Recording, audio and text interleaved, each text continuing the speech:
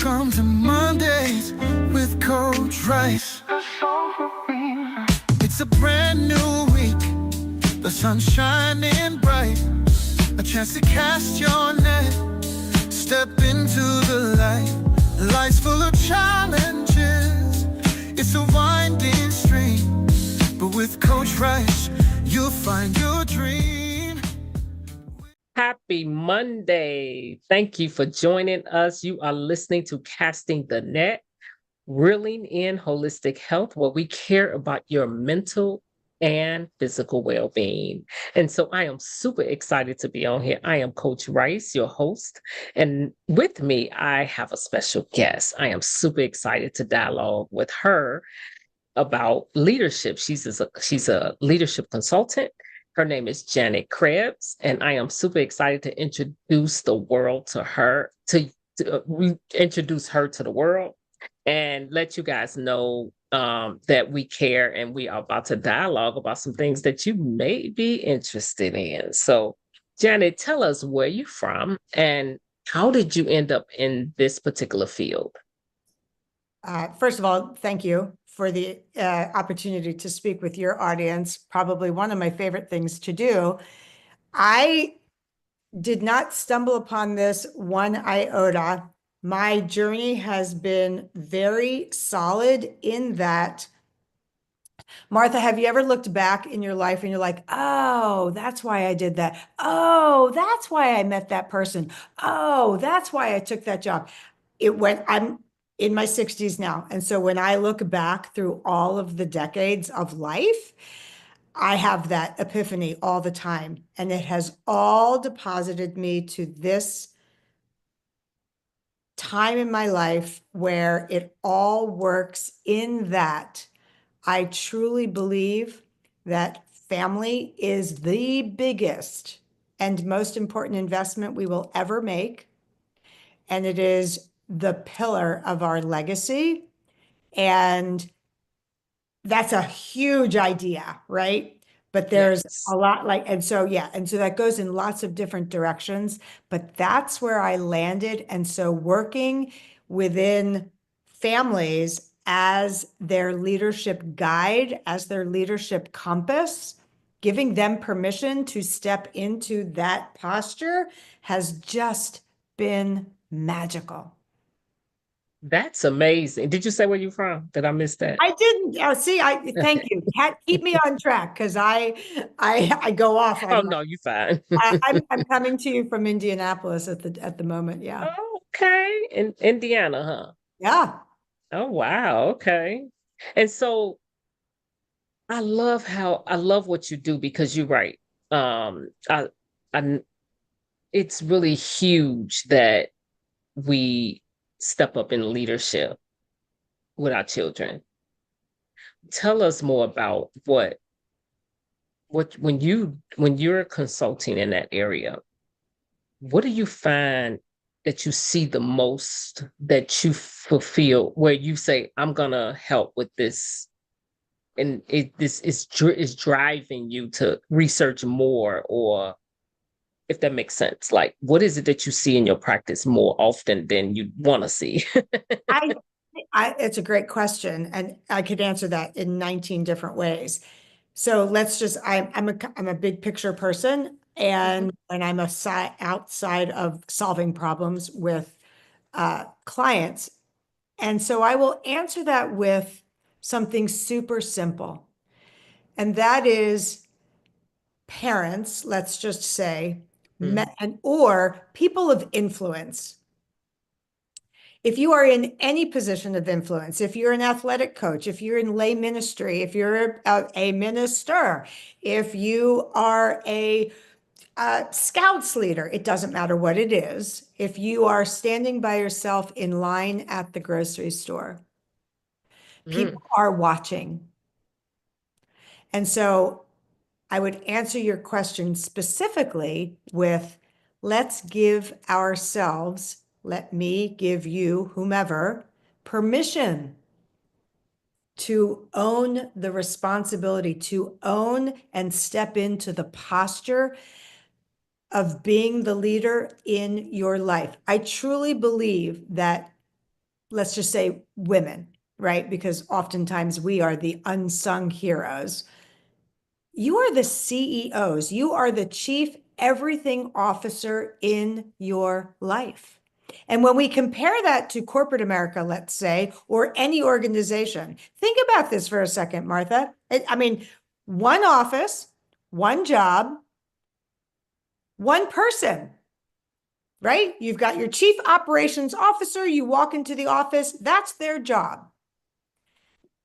You walk into any family, any home, and I don't care what that looks like, and family can be defined 100 different ways. Doesn't matter. Yes.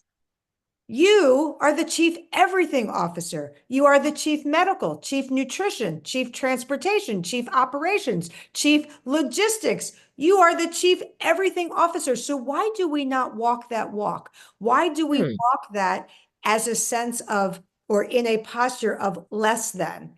Like, let's just abolish that whole I'm just a mom thing. Like, look at the Ooh. difference. I'm just a mom. I am the CEO of my family. If you stood in front of the mirror and said that to yourself, I would promise you, you would walk like you would posture yourself so differently in your world. You know what? You said a mouthful because let me tell you something. I know I did. I'm sorry. I You dropped said a bombs. mouthful because I kid you not. Like, seriously. I'm a Like, bomb dropper. when I was like, oh God. No, I can stand CEO my of being a wife, of being a mother.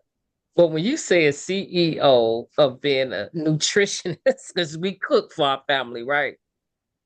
That's why my head went like I never looked at it like that because I'm like, I don't like to cook, but it's the headspace Yep. of cooking or the headspace of the posture. If I thought I'm the CEO of every aspect, I'm a step into it different Exactly right. with So, ownership, absolutely. provision, all of that. Yeah. So I was Everything. like, okay, that was a bomb dropper. Everything. And that's one of my favorite talks, and it's titled Leadership is a Posture, Not a Position.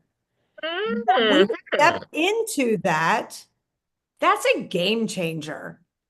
Like instead of walking into and this is just a very elementary example, but instead of walking into a room and going, do you think you guys can clean up these toys and all of these dishes and wrappers that you've left? Rather than, hey, you guys made quite a mess in here. I'm coming back in 12 minutes. I expect it to be cleaned up. You're going to be responsible for this mess that you made. Turn around, walk away. That's CEO. That is CEO. That is leadership. That is, Yes. these are my expectations. This is your responsibility, and there will be consequences, and you will be held accountable for what just came out of my mouth. Mm, Bam. bam. Oh, the fun we I will have. love it. I love it. So when you see your clients, who are your ideal clients? Because is it women? Is it families? Is it groups? How do how does that work? That's such a great question because the leadership revolution would be anybody who is in mentorship, role model, any role that has influence. I believe we are the true influencers of the world, not these people on TikTok that have 5 million views. They're not the real influencers. The people that anybody is looking up to, which is all of us, we are the Mhm. influencers. So I don't know, ideally, wouldn't it be fantastic for people to stay or be proactive in this mindset when they're people, when they're crew, whether they're work crew, whether it's their family, that's their team, whoever they are in influence. Uh, wouldn't it be great if they would start early in practice? The actual person that reaches out typically is the parent of a tween, and we hear this all the time. What happened to my darling grade schooler? All of a sudden, they turned 11 and I don't recognize them Oh anymore. goodness gracious. I remember them days. Like, Right. who are you? Right. And and and so that's actually in practice where people come in, because we have become very much problem solvers. We're less proactive than we used to be. Right. So that's when the problems, that's when the angst, that's when the insecurity of, parent is just like, I don't know what to do with this kid. Like, I don't know what to do. So that's typically when they reach out for help. But I would love it if people would be like, you know what? This is the kind of parent I want to be. And Yeah, so, be proactive. right. But that's just not how we are organically anymore. But, it's interesting. We plan for months, sometimes years, to have the baby, but we don't plan to raise the Oh, no, we don't. That's so true. We do not plan that. right. And I thank God for my training because I was able to really walk that out in my life because I had the training in school on in marriage and family therapy. But I was Right. glad I had that. But I kid you not, if I didn't have that, oh my God, that would have stressed me out. Because when Yeah. the change happened, I was trained to know how to deal with the change. But imagine the parents that don't, when they teenagers come home and don't want to talk, they want to lock themselves in a room. And I was the parent that like, no, you're gonna dialogue with me. We don't lock ourselves in the room. What we're not gonna do is that. But you got some parents are afraid to step into that zone. Like, what advice would you give? Because parents are afraid. There's a fear of addressing certain things with their children lately these days. I don't know if that's what you find out and when you're talking to people, but number one, where do you think the fear come from and how should they address it? That's a great question, because spiritually, you and I both can probably agree that there are, it's love and fear. Those are the two Yes. primary emotions, which is why I figured you asked it that way.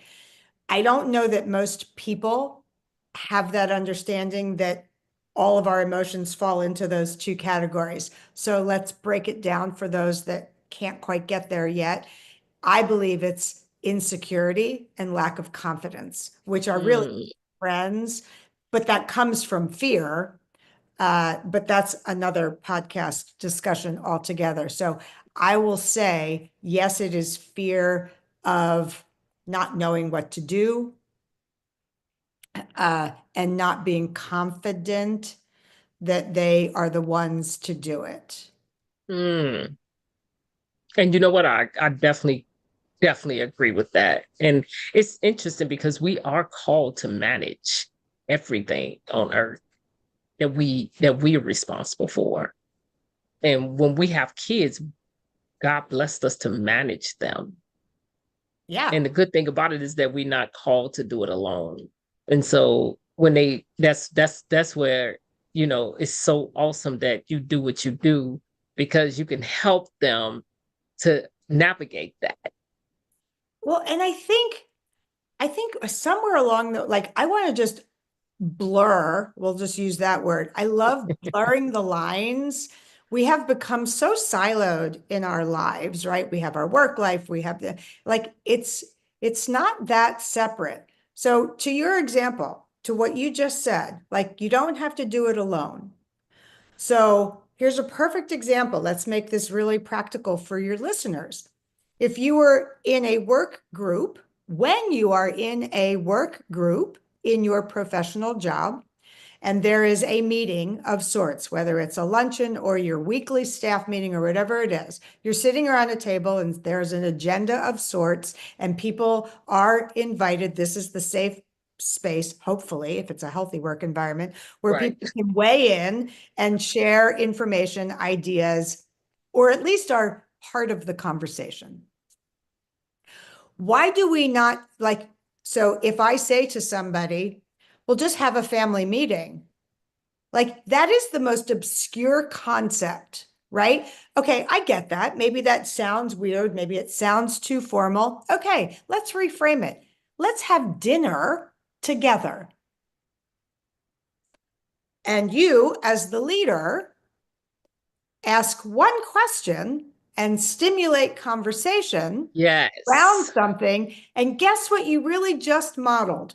A beautiful staff meeting, a family meeting. And the most important part about that is, and I know you will chime in with affirmation on this one, everybody at the table feels seen and heard, which is the number one mental health crises, number one symptom, number one articulated reason why people are feeling insecure in our lives today. They don't feel seen and heard.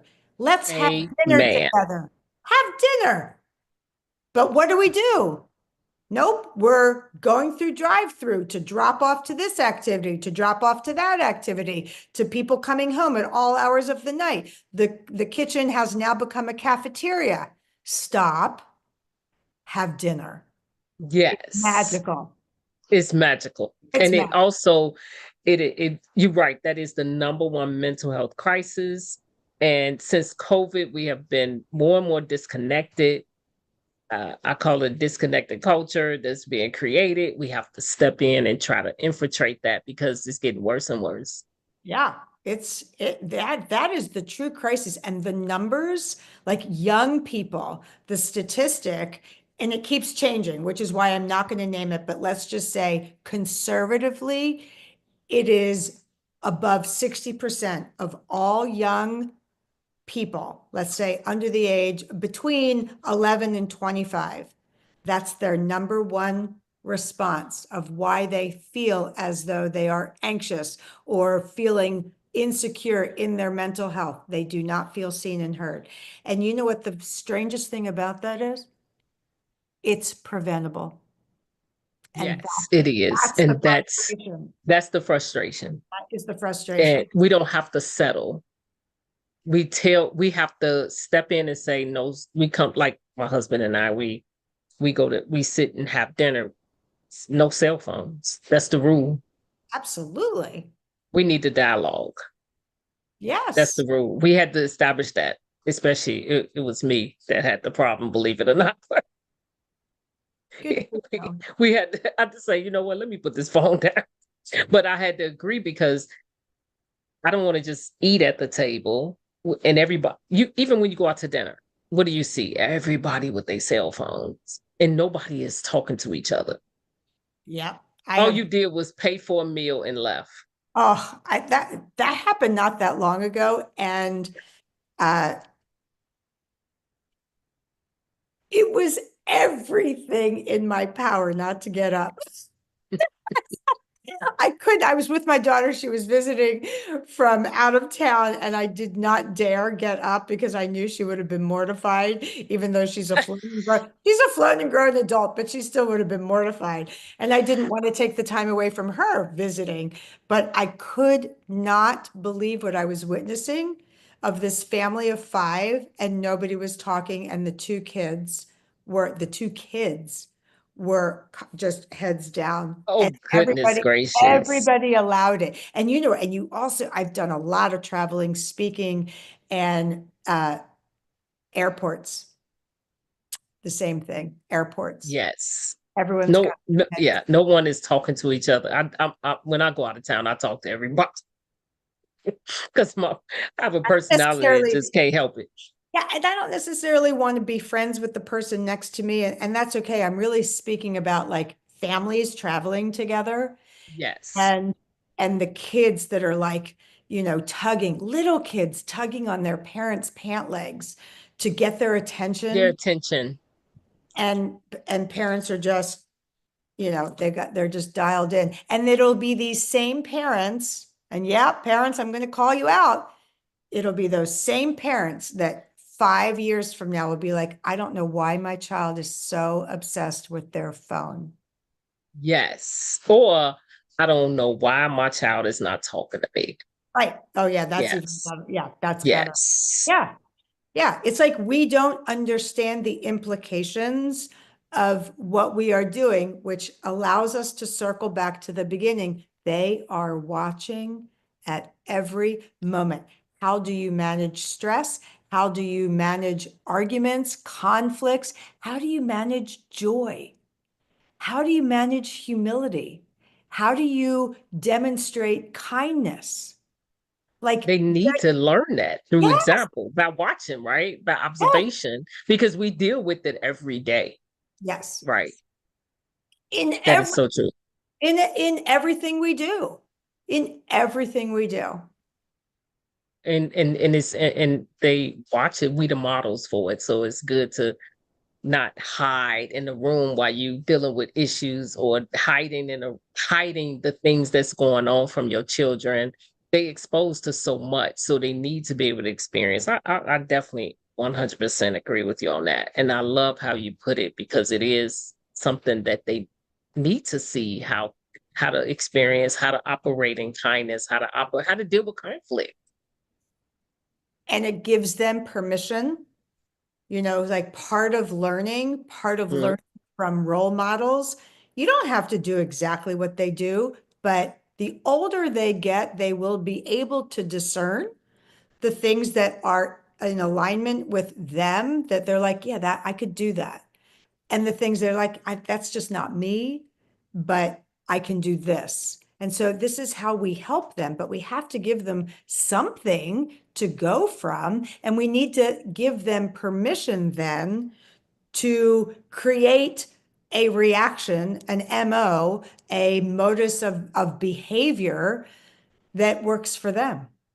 Yes, because that's how we get to know them as a person, because they're very unique.